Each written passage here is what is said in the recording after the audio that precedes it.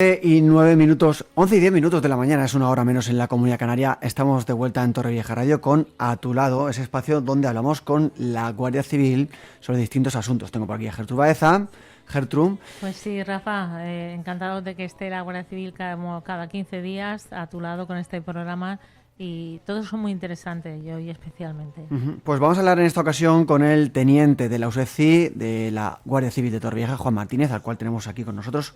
Buenos días, teniente. Buenos días. Buenos días, bienvenido. Gracias. Y lo interesante también es que casi coincide exactamente con un periodo pues que sin duda ha sacudido a la sociedad de la Comunidad Valenciana y de Castilla-La Mancha también, con este asunto de la Dana, donde precisamente el teniente estuvo allí ayudando. Cuéntenos un poquito, teniente, pues esas primeras horas y cómo fue que le mandaron directamente a aquella zona de Valencia a echar un cable y qué se encontró cuando llegó. Eso es, ayer hizo justamente un año y ahora ya, pues a partir de ahora, eso lo que le ha dicho mi compañero, que nos comente cómo fue esa llamada y qué pasó.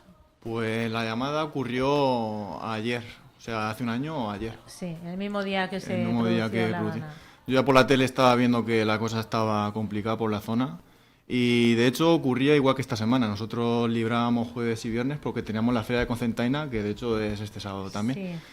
Sí. Y bueno, yo ya viendo cómo estaba el tema, yo ya sospechaba que a lo mejor había una llamada efectivamente desde Alicante.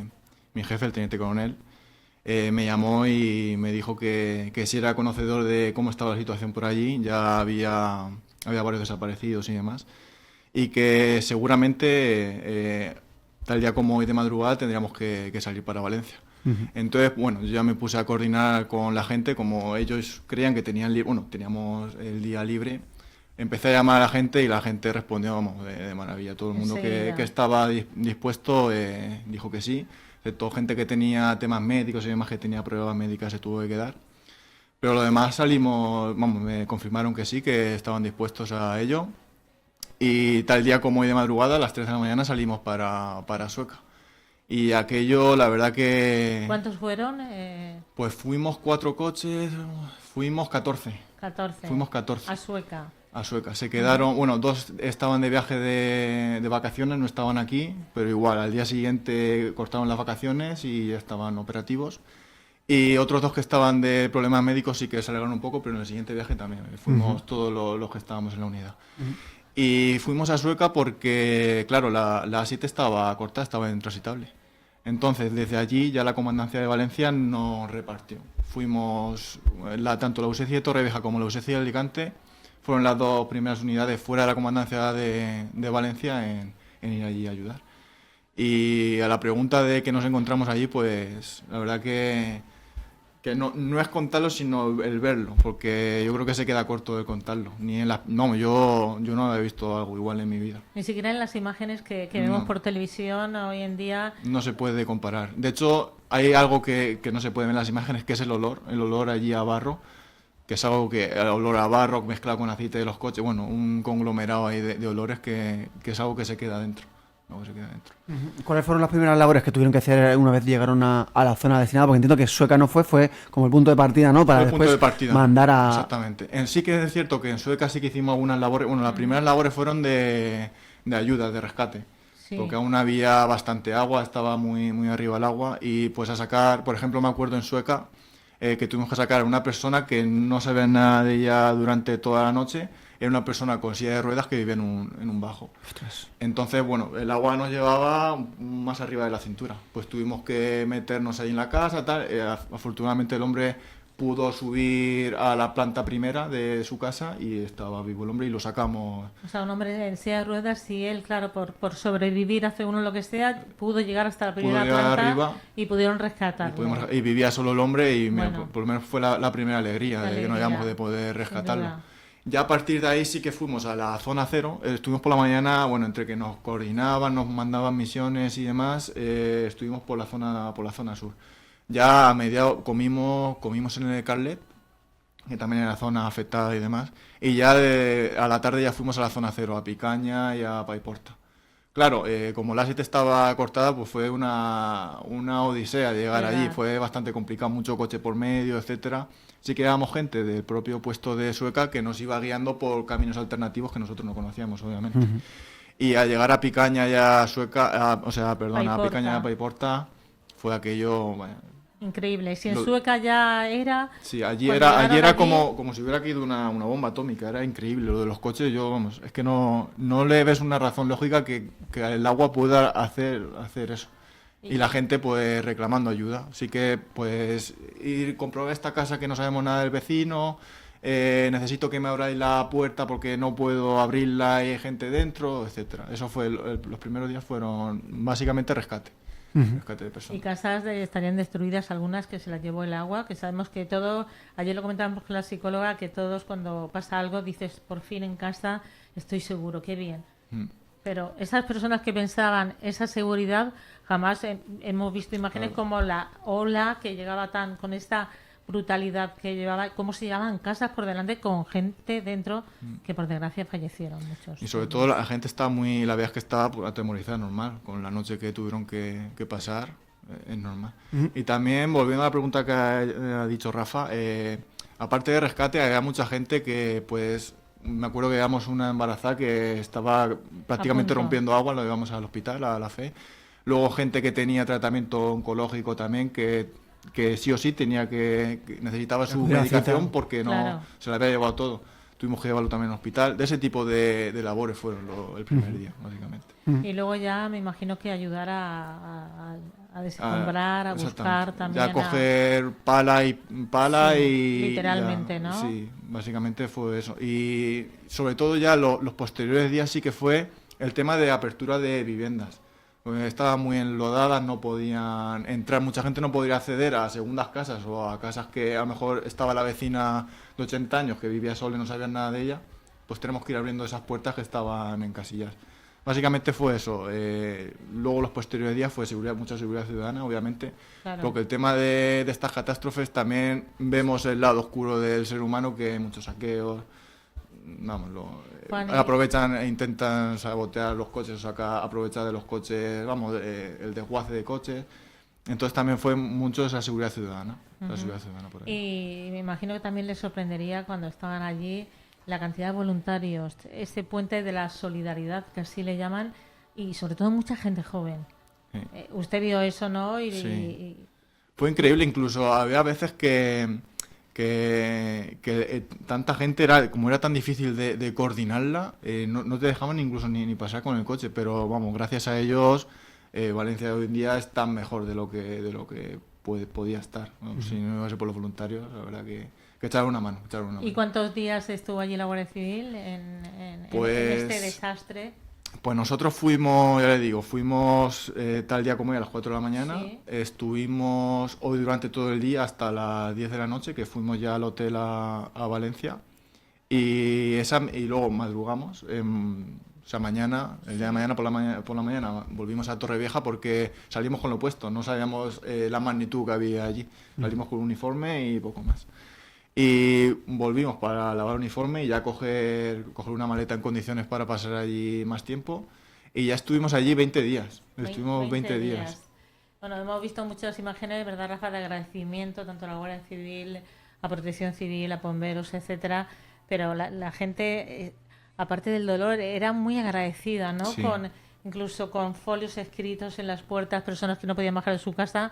Me imagino que todo eso lo vivió y lo sintió, como bien dice, no lo mismo verlo en la tele que estar allí. Exactamente.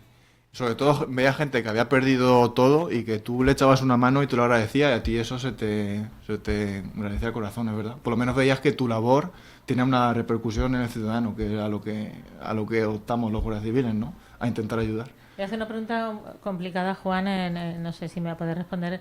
De todo lo que ha vivido desde que está de Guardia Civil, es lo más difícil que... Sí, sin duda.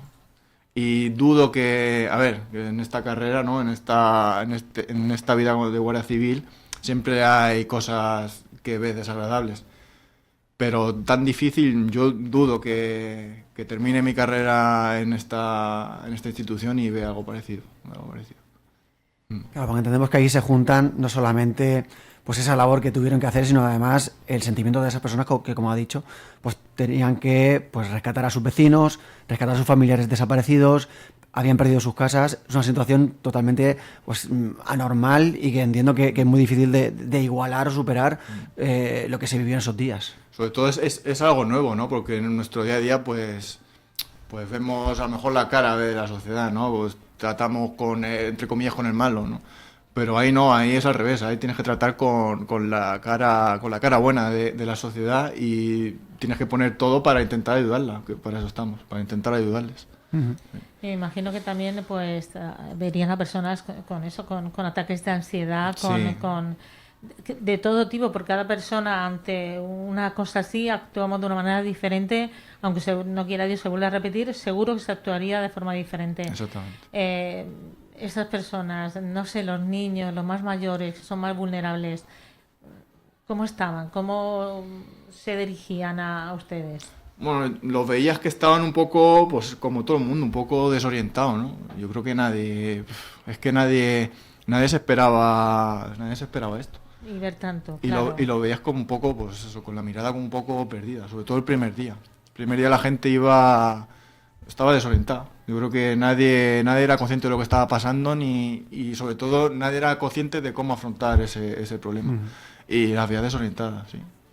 Bueno, claro. Al fin y al cabo nosotros también estábamos un poco desorientados, todo el mundo. Claro, porque es un problema tan grande que no sabes por dónde empezar, entiendo, no es algo así, ¿no? ¿De dónde empieza a sacar barro o en seres? ¿De dónde empieza a sacar? Y también hubo un problema que a día de hoy lo tenemos tan normalizado, ¿no? Que es como tener un teléfono móvil y llamar a alguien. Claro, ahí no iba nada, ni teléfonos móviles, ni nuestras transmisiones, no había comunicación. Entonces yo me acuerdo que fuimos nuestros 4 vehículos el primer día y yo me preguntaba, ¿y ahora cómo coordino yo? Es que era incapaz de...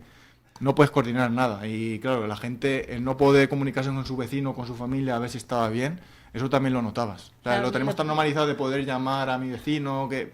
Le producía ansiedad, me imagino, el decir, no, es que no puedo, claro, ni siquiera contactar... Que esto fue un poco parecido como cuando se fue la luz hace poco y nos quedamos todos que no podíamos contactar con nadie, tampoco yo el teléfono, en mi caso no pude y muchas personas, pero no, la magnitud de lo otro es que de lo que pasó en La Dana es que es una cosa, ojalá se quede para la historia y que jamás se vuelva a repetir nunca nada parecido, porque hablamos de vuelos donde ni siquiera había llovido. Pero claro, fue el desbordamiento del Barranco del Pollo, etcétera, lo que hizo, claro, tú estás tan tranquilo, vale, hay lluvia, te anuncian, ves que no llueve o que chispea, y de momento te ves llegar eso que no te lo esperas en ningún momento. Eso de verdad tuvo que ser durísimo. Tiene que marcar, sí. Decíamos, teniente, que ni siquiera las radios o los walkies no funcionaban en ese momento. No funcionaban. Entonces, ya digo, era muy complicado. Lo único que iba de vez en cuando era, unas veces iba un poco el internet y podíamos hacer una llamada de WhatsApp. Sí, de WhatsApp. Pero igual, se cortaba, era un caos. Era un caos. Claro, entonces, como dice, no podía coordinar y cada uno pues estaba haciendo su labor bien hecha, pero sin llevar esa coordinación que seguro que hubiera sido quizá mejor o no lo sabemos, pero... Había que dejarlo así porque no se podía hacer otra cosa. No había otra manera. No había otra opción. Habría un puesto de mando, ¿no? Había un puesto de mando en el Carlet, que fue donde ya quedamos, reubicamos y salimos para la zona cero. Y luego se creó un puesto de mando en una gasolinera en Paiporta. Que ahí los restantes 20 días, ahí es donde se coordinaba todos los servicios. Me imagino también que habría muchos medios de comunicación en ese momento que pudieron llegar, ¿verdad? Y luego ya oímos hasta directos que hicieron desde... Paiporta, pues varios medios de comunicación y claro, periodistas para querer saber, cámaras, etcétera, para poder plasmar también todas esas imágenes, por desgracia, que hemos ido viendo y es lo que habla usted y le entiendo, siempre tenemos esa empatía, sin duda, pero uno no se puede poner el papel hasta que no está directamente allí. Hasta que no está allí no es consciente de lo que hay. Eso es. Bueno, pues vamos a darle las gracias, Gertrude, al teniente por esa labor, ¿no? Y también por contarlo también aquí en Torrevieja Radio. No sé si este último episodio de Dana en Torrevieja, claro, en zonas muy cercanas, por ejemplo en San Javier, etcétera, Torre Pacheco, Pilar de la Dada, han tenido que intervenir también y si han tenido que desplazarse hasta allí o en este caso no ha sido necesario. En estas estábamos en prealerta por si había inundaciones. Pues ya claro, a partir de la Dana de Valencia... Las orejas ya, de punta. Pero bueno, no hemos tenido que lamentar en esta, no hemos tenido que lamentar pérdidas, solo daños materiales. Y bueno, sí que estuvimos por la zona de Torrevieja, sobre todo, que también hubo, bueno, aquí en Torrevieja en cuanto llueve, hay zonas que son inundables. Pero bueno, no tuvimos que lamentar heridos ni nada, o sea que... Muy bien. Bueno, esperemos que sea así. Ayer también veíamos imágenes de Sevilla y de Huelva, también con unas lluvias torrenciales de una dana, y sabemos que el tiempo está cambiando. Luego hay personas que todavía siguen con eso negacionista. Es un hecho, es una realidad, y ojalá, teniente, que nunca se tenga que ver ni usted ni personas en lo que se vivió el día de la dana justo ayer hizo un año. Muchas gracias por estar aquí gracias en los micrófonos de Torrevieja Radio. Muchas gracias.